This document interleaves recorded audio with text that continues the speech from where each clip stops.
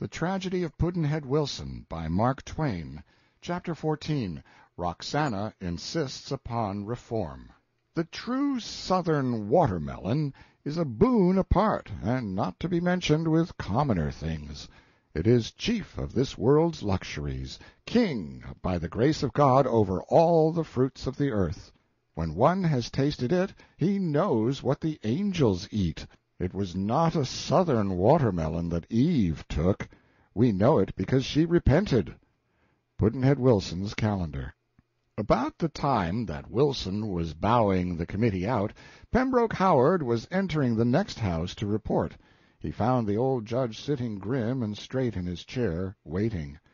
"Well, Howard, the news?" "The best in the world." "Accepts, does he?"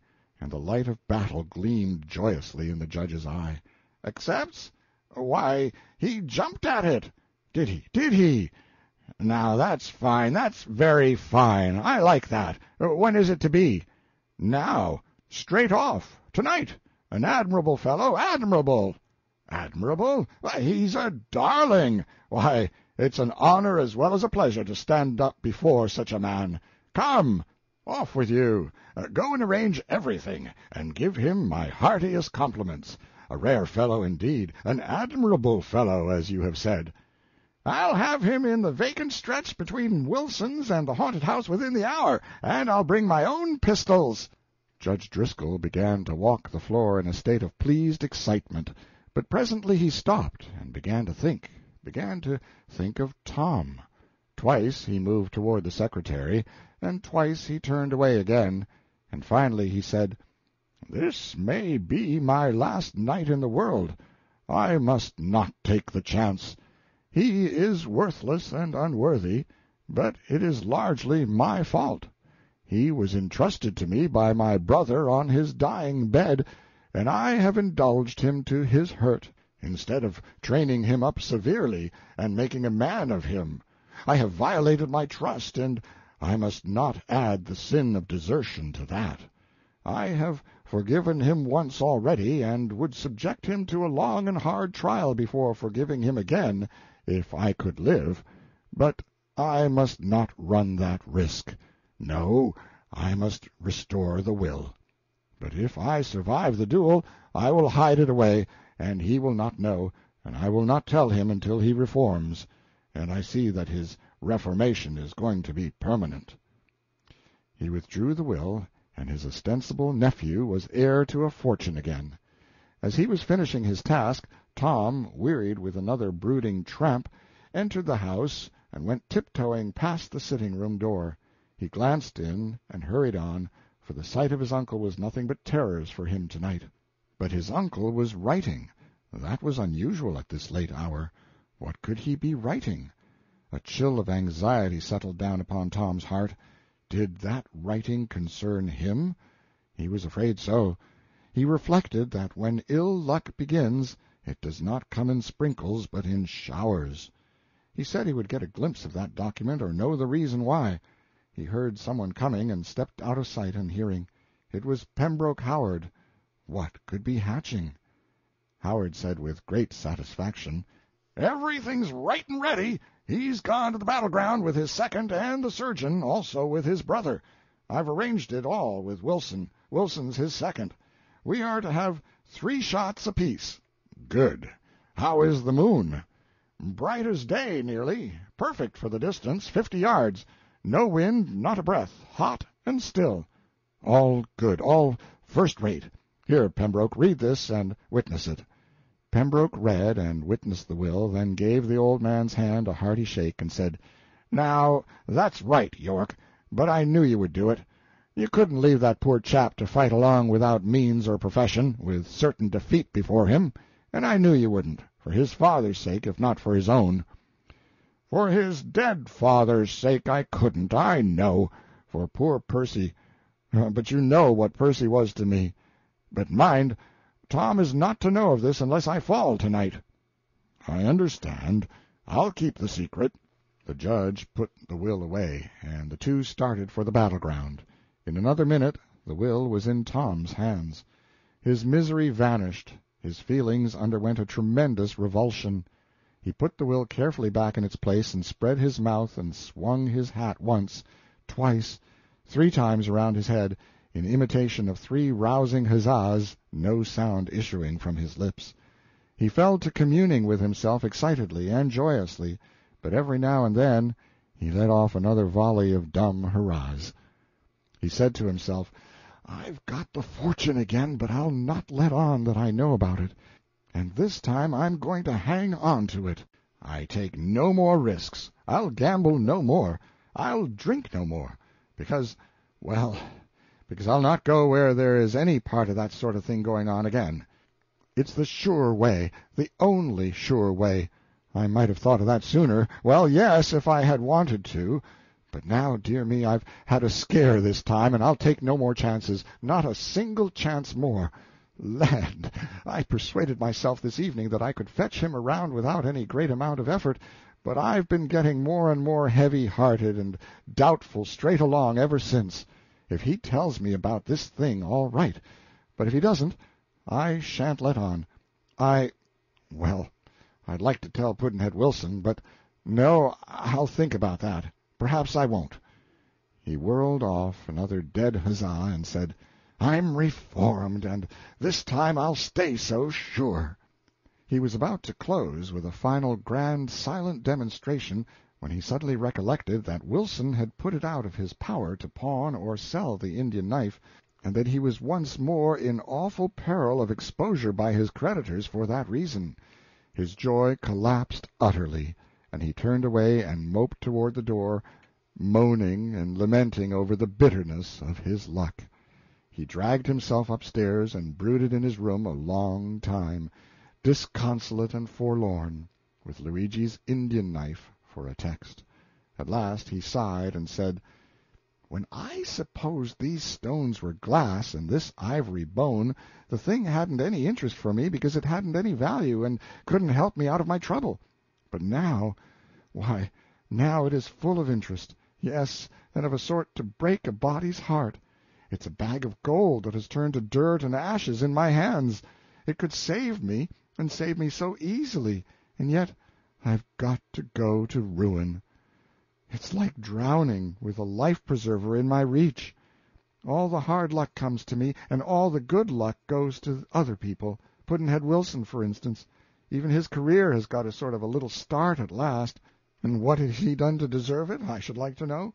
Yes, he has opened his own road, but he isn't content with that, but must block mine. It's a sordid, selfish world, and I wish I was out of it." He allowed the light of the candle to play upon the jewels of the sheath, but the flashings and sparklings had no charm for his eye. They were only just so many pangs to his heart. "I must not say anything to Roxy about this thing," he said. "She is too daring. She would be for digging these stones out and selling them, and then, why, she would be arrested and the stones traced, and then—" The thought made him quake, and he hid the knife away, trembling all over and glancing furtively about, like a criminal who fancies that the accuser is already at hand. Should he try to sleep? Oh, no, sleep was not for him. His trouble was too haunting, too afflicting for that. He must have somebody to mourn with. He would carry his despair to Roxy.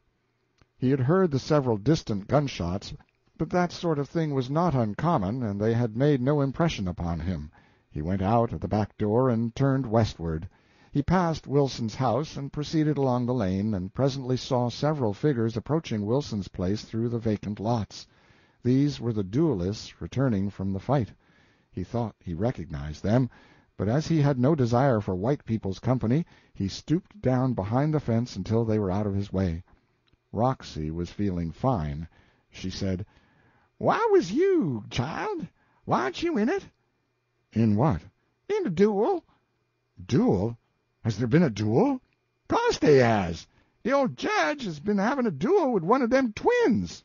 "Great Scott!" Then he added to himself, "That's what made him remake the will. He thought he might get killed, and he softened him toward me. And that's what he and Howard were so busy about. Oh, dear, if the twin had only killed him, I should be out of my—" "What is you mumbling about, Chambers? Why was you? Didn't you know they was going to be a duel?" "No, I didn't. The old man tried to get me to fight one with Count Luigi, but he didn't succeed, so I reckon he concluded to patch up the family honor himself." He laughed at the idea and went rambling on with a detailed account of his talk with the judge, and how shocked and ashamed the judge was to find that he had a coward in his family. He glanced up at last and got a shock himself. Roxana's bosom was heaving with suppressed passion, and she was glowering down upon him with measureless contempt written in her face. "And you refused to fight a man that kicked you, 'stead of jumping at the chance? And you ain't got no more feeling than to come and tell me that fetched such a poor low-down ordinary rabbit into the world? Pa, it makes me sick. It's the nigger in you, that's what it is. 31 parts of you is white, and only 1 part nigger, and that poor little 1 part is your soul. 'Tain't worth saving. 'Tain't worth toting on a shovel and throwing in the gutter. You has disgraced your birth. What would your pa think of you? It's enough to make him turn in his grave." The last 3 sentences stung Tom into a fury, and he said to himself that if his father were only alive and in reach of assassination, his mother would soon find that he had a very clear notion of the size of his indebtedness to that man, and was willing to pay it up in full, and would do it, too, even at risk of his life. But he kept this thought to himself. That was safest in his mother's present state. "Whatever has come of your Essex blood? That's what I can't understand. And it ain't only just Essex blood that's in you, not by a long sight, 'deed it ain't. My great-great-great-grandfather and your great-great-great-great-grandfather was old Captain John Smith, the highest blood that old Virginia ever turned out, and his great-great-grandmother, or summers along back there, was Pocahontas the Injun Queen, and her husband was a nigger king out in Africa. And yet there you is, a-slinking out in a duel and disgracing our whole line like an ordinary low-down hound. Yes, it's the nigger in you." She sat down on her candle-box and fell into a reverie. Tom did not disturb her. He sometimes lacked prudence, but it was not in circumstances of this kind. Roxana's storm went gradually down, but it died hard, and even when it seemed to be quite gone, it would now and then break out in a distant rumble, so to speak, in the form of muttered ejaculations. One of these was, "Ain't nigger enough in him to show in his fingernails, and that takes mighty little, yet dey's enough to paint his soul." Presently she muttered, "Yes, sir, enough to paint a whole thimbleful of them." At last her rambling ceased altogether, and her countenance began to clear, a welcome sight to Tom, who had learned her moods, and knew she was on the threshold of good humor now. He noticed that from time to time she unconsciously carried her finger to the end of her nose. He looked closer and said, "Why, mammy, the end of your nose is skinned. How did that come?" She sent out the sort of whole-hearted peal of laughter which God has vouchsafed in its perfection to none but the happy angels in heaven and the bruised and broken black slave on earth, and said, "Dad, fetch that duel. I've been in it myself." "Gracious, did a bullet do that?" "Yes, sir, you bet it did." "Well, I declare. Why, how did that happen?" "Happened this way. I was setting here kind of dozing in the dark, and cha-bang goes a gun right out there. I skips along out towards the other side of the house to see what's going on, and stops by the old winder on the side towards Pudd'nhead Wilson's house that ain't got no sash in it, but they ain't none of 'em got any sashes for that's concerned.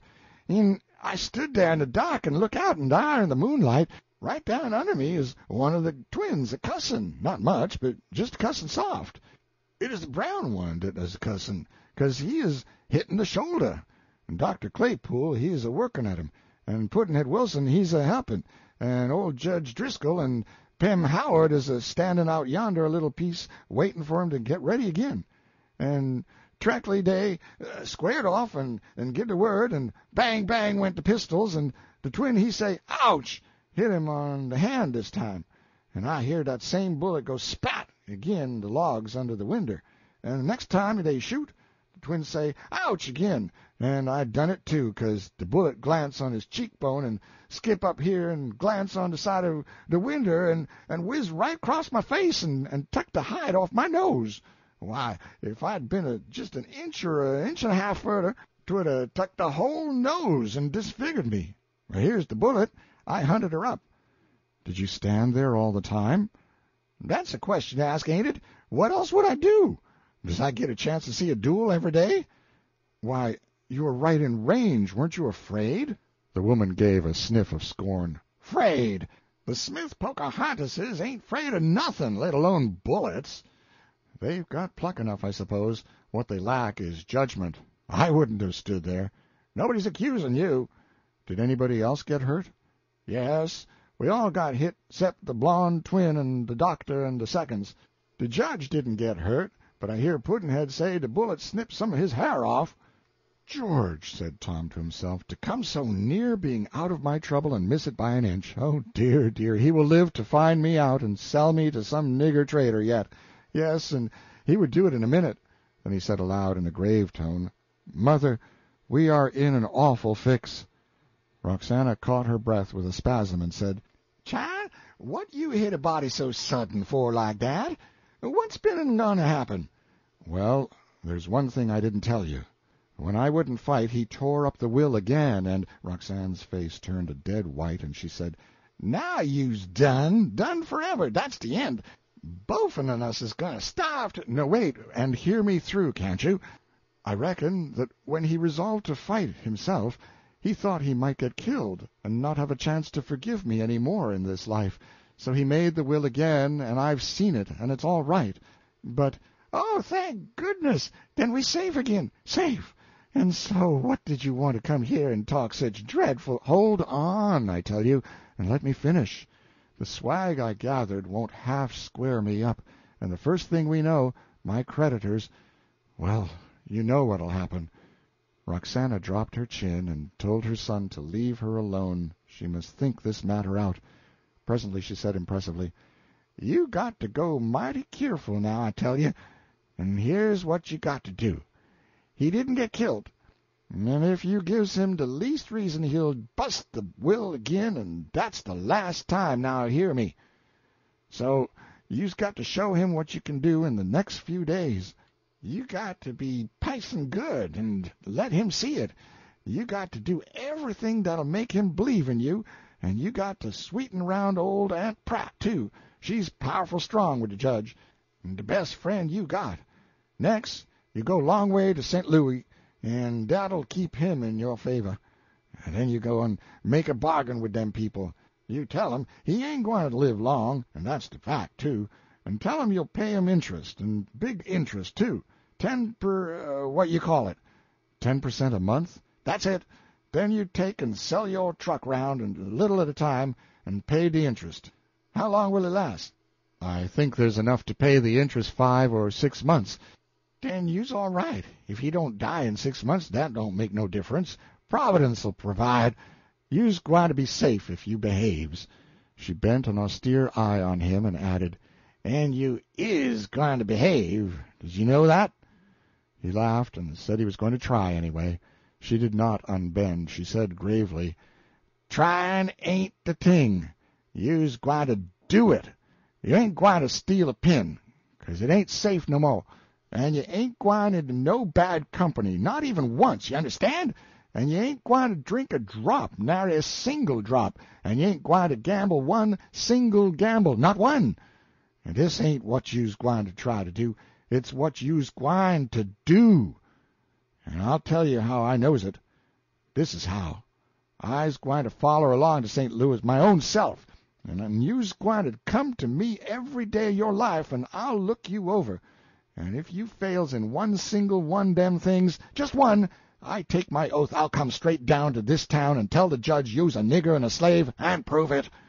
She paused to let her words sink home.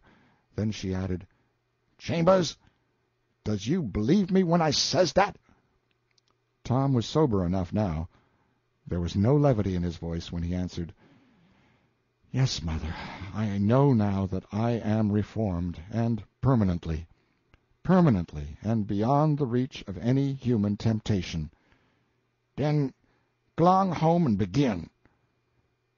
End of chapter 14.